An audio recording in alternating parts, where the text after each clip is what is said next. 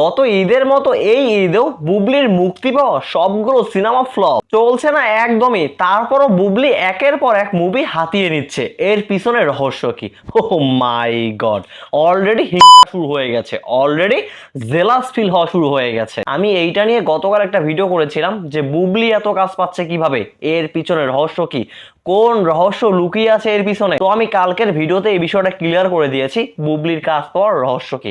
তো আজকে দেখলাম অনেকগুলো পেজ, অনেকগুলো ফেক পেজ থেকে এই ধরনের নিউজ ছড়ানো হচ্ছে যে গত ঈদের মতো এই ঈদেও বুবলির সিনেমাগুলো ফ্লপ হয়েছে। তারা চাচ্ছে এই ধরনের একটা মিথ্যা অপপ্রচার চালিয়ে বুবলিকে থামিয়ে দিতে, বুবলির কাজগুলো কেড়ে নিতে। এইগুলো কে করতেছে, কোন ব্যক্তি করাচ্ছে, কোন ব্যক্তির হাতের ইশারা এগুলো হচ্ছে, এইটা কিন্তু আমরা সবাই জানি। তবে যে বা যারা এই কাজগুলো করাচ্ছে, তো আমি এটাই মনে করি তারা দিন শেষে কিছুই পাবে না, বুবলির মতো এগিয়ে যাবে। তো যাই হোক, এখন আসি মূল পয়েন্টে।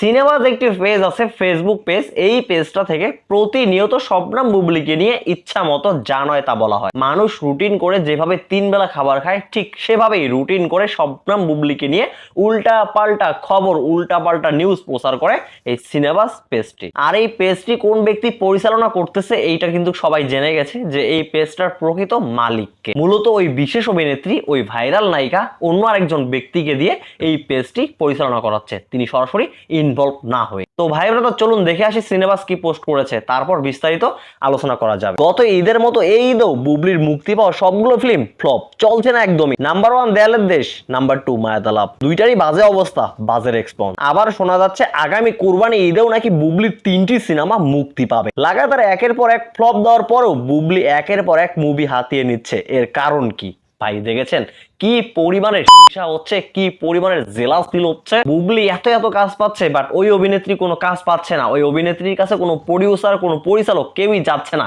তাই ওই অভিনেত্রী জেলাস ফিল করতেছে, জেলাস ফিল করে ওনার চেহারাবেলাকে দিয়ে এই সমস্ত নিউজ, এই সমস্ত পোস্ট করাচ্ছে। তো এখন আসি মূল পয়েন্টে। তিনি পোস্টে কি লিখেছেন, যে গত রোজার ঈদে বুবলির 2টি সিনেমাই ফ্লপ হয়েছে। তো ভাই আমার কি মনে হয় জানেন, যে আপনি গত রোজার ঈদে চাঁদের দেশে গেছিলেন হাওয়া খাইতে, তা না হলে এই কথাটা বলতেন না। যে মুভি দুইটা অল টাইম ব্লকবাস্টার হিট হয়েছে, সেই মুভি দুইটাকে কিভাবে আপনারা ফ্লপ বলতে পারেন? গত রোজার ঈদে বুবলি তার 2টা সিনেমা দিয়ে রেকর্ড পরিমাণের বিজনেস করেছে, আর সেই সিনেমা দুইটাকে আপনারা ফ্লপ বলে চালিয়ে দিচ্ছেন, এইটা কোনো কথা? প্রহেলিকা সিনেমার ব্যাপারে যদি আসি, এই ব্যাপারটা সবাই জানে। প্রহেলিকা সিনেমা কি পরিমাণের বিজনেস করেছে বাংলাদেশে, শুধু বাংলাদেশে না, দেশের বাহিরেও সিনেমাটা রেকর্ড পরিমাণের বিজনেস করেছে, আর সেই সিনেমাকেই আপনারা ফ্লপ বলে চালিয়ে দিচ্ছেন। আপনারা যেটাকে ফ্লপ বলবেন সেটাই ফ্লপ, আপনারা যেটাকে হিট বলবেন সেটাই হিট, তাই না?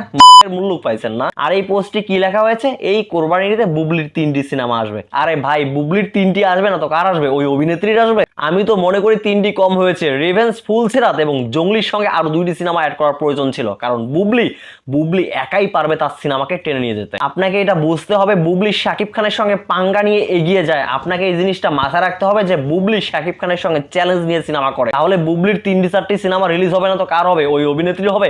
ভাই এতটা হিংসা হয়, এতটা জেলাস ফিল হয়, বুবলির 3টি 4টি 5টি করে সিনেমা রিলিজ হচ্ছে, বুবলি এত এত এত কাজ করতেছে, এইটা থেকে আর সহ্য হচ্ছে না, জেলাস ফিল হচ্ছে, হিংসা হচ্ছে, তাই না? আরো হবে, আরো জেলাস ফিল হবে, আরো হিংসা হবে, অপেক্ষা করে। বুবলি তার ট্যালেন্ট এবং মেধা দিয়ে নিজেকে এমন একটা অবস্থায় নিয়ে গেছে, এই জায়গায় যেতে হলে অন্য কোনো অভিনেত্রীর 50 বছর অপেক্ষা করা লাগতো। ইয়েস, 50 বছর অপেক্ষা করা লাগতো।